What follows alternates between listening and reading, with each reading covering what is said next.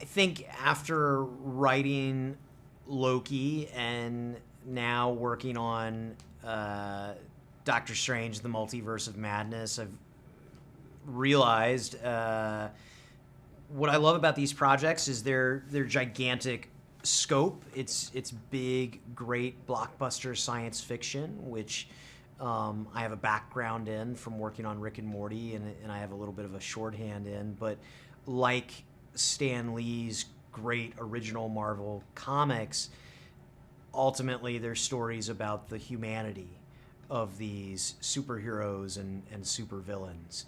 And so I find that I really get to tell dramatic stories against the backdrop of some crazy, fun stuff. And so I guess I hope that's what's made me a good fit. Well, Sam Raimi and I sat down together in February 2020. We both came on at the same time when we were taking over for from the previous writing and directing team, and we at the time were trying to hit a kind of imminent production deadline, and there was an initial race to quickly rewrite a version of a script that we had, which seemed impossible. And then halfway through the 3-week process of doing that, the COVID pandemic began, and our production pushed several months into the end of 2020. And so then Sam and I had an opportunity to look at each other and say, okay, what do we want this movie to be? If we had a chance to start over from scratch. And so he and I developed a vision for what our version of Doctor Strange and the Multiverse of Madness could be. And we brought that to Kevin, and he was really excited. And Sam and I worked together in lockstep over the rest of 2020, bringing that to life. It's any big science fiction concept is always tricky because you have to assume that your audience might not know anything about it. Fortunately, the multiverse as a concept has been out there in the world more and more over the last several years. So I think there's a general knowledge of it, but we wanted to make sure that we weren't excluding any of our audience who didn't know anything about the multiverse, and maybe you didn't know anything about Doctor Strange or Wanda, and so we tried to introduce as many points of view as possible in our movie that could represent the eyes of an audience who might not know anything about this crap, and had to learn about it along with our characters. And so, yeah, you're spinning a couple plates at once, but as long as you're keeping the humanity of your characters at the forefront, then even if they get lost in all the sci-fi mumbo-jumbo, they're still probably going to have a good time. I was really excited to get to introduce the character of America Chavez to the MCU. She's a fierce, brash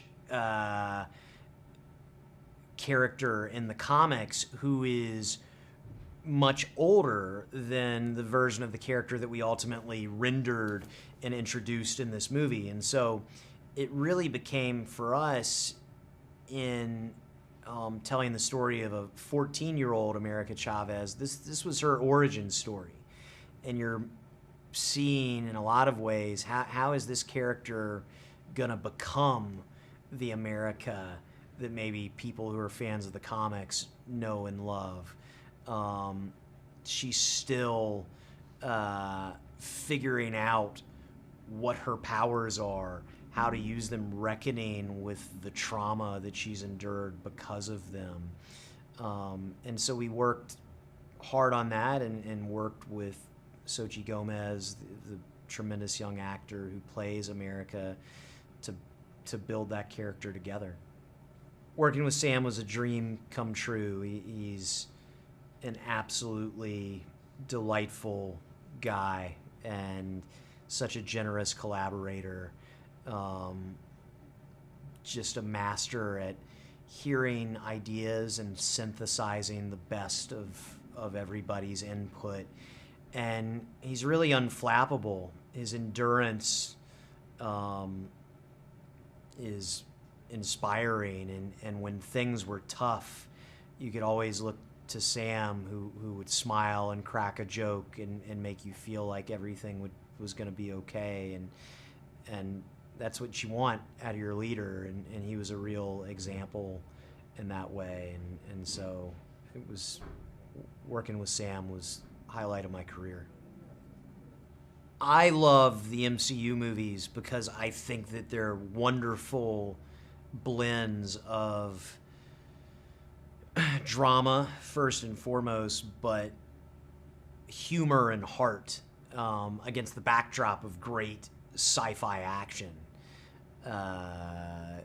And I think that's why they have such broad appeal. And so when you're coming in to write an MCU film, you want to make sure that you're doing justice to that. And so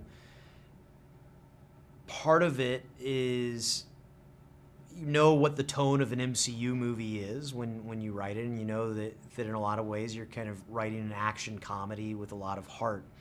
In this movie, we were going to be introducing some real horror elements for the first time to the MCU, and really trying to make what was in a lot of ways a suspense thriller.